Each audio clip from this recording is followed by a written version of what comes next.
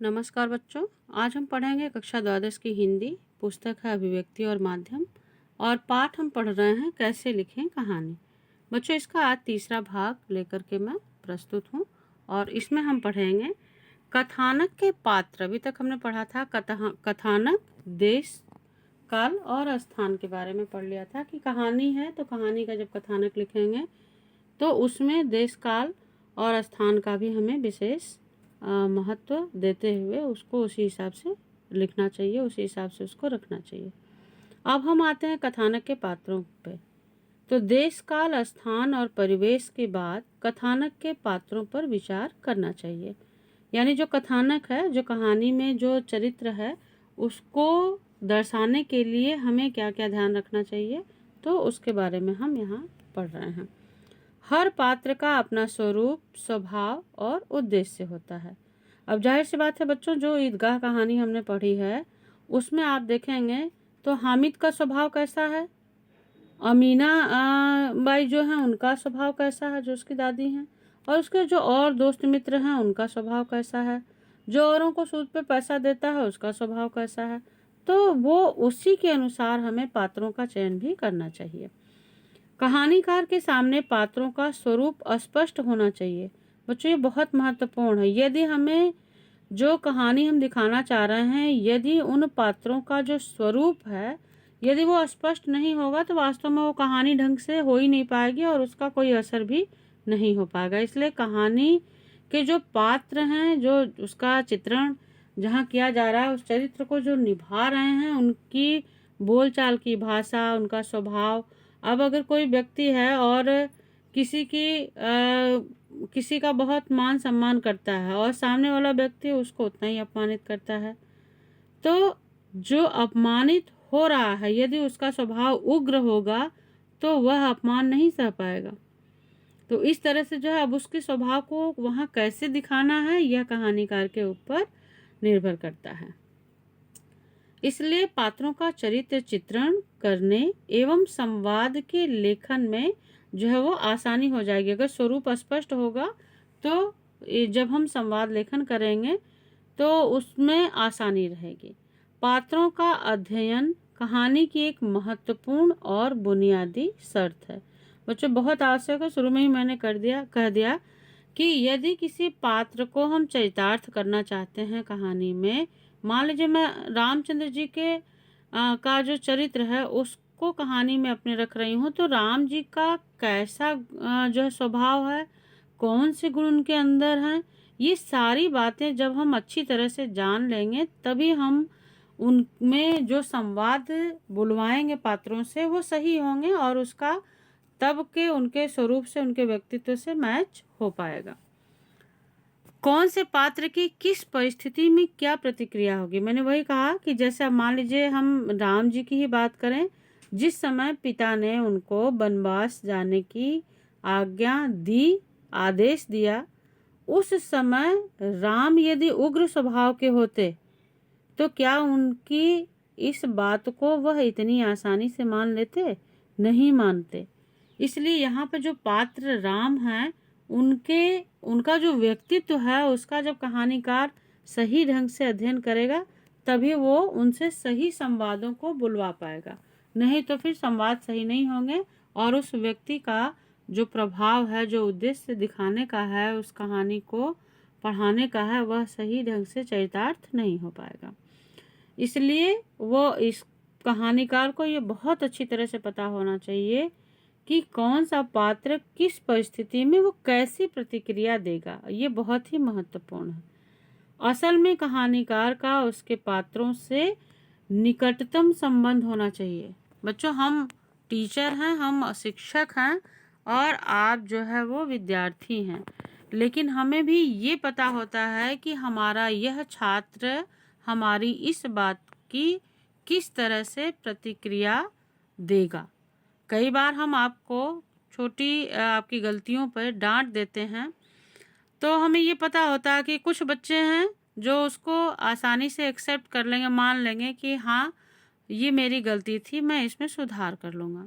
और कुछ जो विद्यार्थी हैं वो क्या करेंगे, वो अपनी बात वहाँ पे तर्क कुतर्क करेंगे कि नहीं मैं ऐसा नहीं कर सकता या मैंने ऐसा किया ही नहीं।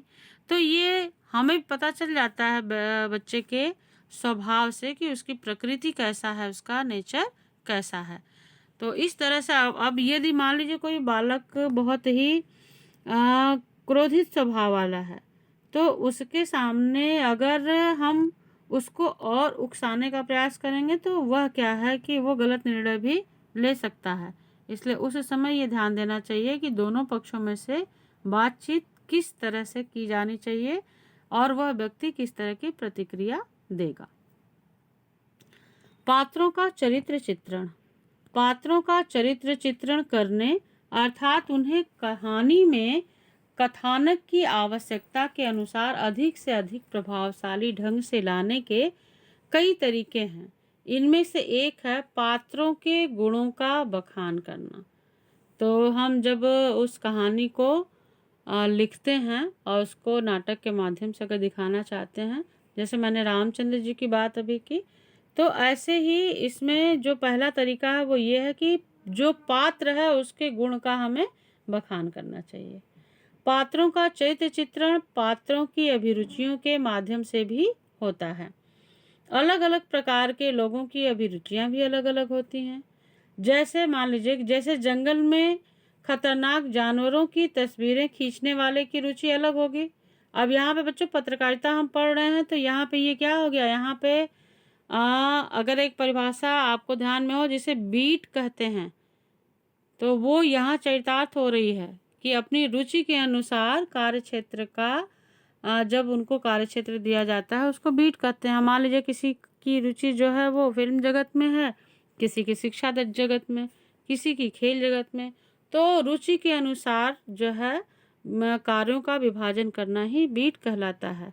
और यहाँ भी वही बात आ रही है कि यदि किसी व्यक्ति की अभिरुचि उस क्षेत्र में है और उस क्षेत्र से हटा करके अगर उसको दूसरा काम करने को देंगे तो शायद वह उसमें इंटरेस्ट नहीं लेगा। जैसे एक छोटा सा उदाहरण यहाँ पे रखा गया है कि जंगल में खतरनाक जानवरों की तस्वीरें खींचने वाले की रुचि अलग होगी, जबकि एक सूदखोर, जो सूदखोर साहूकार होते हैं जो लोगों को पैसे देते हैं सूद पर, उसकी अभिरुचि अलग होगी। उसे दूसरों के दुख सुख से कोई मतलब नहीं होगा। उसके पास पैसा है लेकिन वो मदद नहीं कर रहा है, उस पैसे को अपना व्यवसाय के रूप में ले रहा है और उस पे जितने पैसे उसने दिए हैं उसका उससे अधिक जो है पैसा सूद के रूप में उससे ले रहा है। अब इस समय उसकी परिस्थिति का फायदा भी उठा सकता है और नहीं भी उठा सकता है। तो इस तरह से उसकी रुचि जो है वो अत्यंत महत्व रखती है। इस पे आधारित बच्चों ये 4 छोटे छोटे प्रश्न हैं। तो ये आप अब तक जो मैंने पढ़ाया है उनमें से ही, उन्हीं वीडियो में से, उन्हीं स्लाइडों में से प्रश्न के उत्तर मिलेंगे। जैसे पहला प्रश्न है कथानक किसे कहते हैं, तो ध्यान में आ गया होगा, पिछले वीडियो में पढ़ा दिया था मैंने। पात्रों का स्वरूप अस्पष्ट होने से कहानीकार को क्या लाभ होता है। अगर बच्चों पात्रों का स्वरूप स्पष्ट होगा तो कहानीकार क्या करेगा, उसको सही ढंग से संवाद दे पाएगा और वो सही ढंग से उसको उस कहानी का अभिनय जो है वो कर पाएगा, यदि उसको नाटक के रूप में परिवर्तित किया जाता है तो इस तरह से बच्चों ये प्रश्न है। और फिर अगला प्रश्न है कि पात्रों का चरित्र चित्रण करने का सबसे आसान तरीका क्या है। तो ये प्रश्न भी आपने पढ़ लिया है, उसका उत्तर आप लिख देंगे कि पात्रों का चरित्र चित्रण करने का सबसे आसान तरीका कहानीकार द्वारा पात्रों के गुणों का बखान करना है। ये अभी आपको मैंने तुरंत पढ़ाया है, लास्ट स्लाइड में ही इसका उत्तर लिखा हुआ है। कहानीकार के मन में कहानी का कथानक क्यों आता है। तो भाई अगर कहानीकार के मन में कहानी का कथानक ही नहीं आएगा तो फिर वो कहानी रचित कैसे होगी।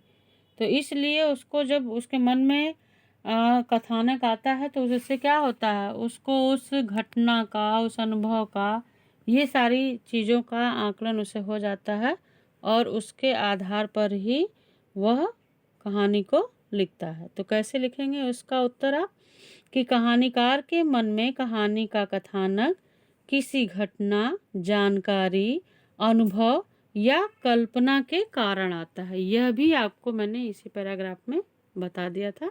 तो इस तरह से बच्चों आप जो है इन प्रश्नों का उत्तर लिखेंगे। कथानक किसे कहते हैं? तो कथानक जो है वो कहानी का केंद्रीय बिंदु होता है। यह कहानी का वह संक्षिप्त रूप होता है जिसमें प्रारंभ से अंत तक की सभी घटनाओं और पात्रों का उल्लेख किया गया होता है। तो इस तरह से बच्चों इन चारों प्रश्नों के उत्तर आप अपनी कॉपी में लिखेंगे और जितना सामग्री, जितना कंटेंट आपको इस स्लाइड में दिखाया गया है वह भी आपको अपनी कॉपी में लिखना है। लिख करके और इसे अच्छे से याद करेंगे। धन्यवाद।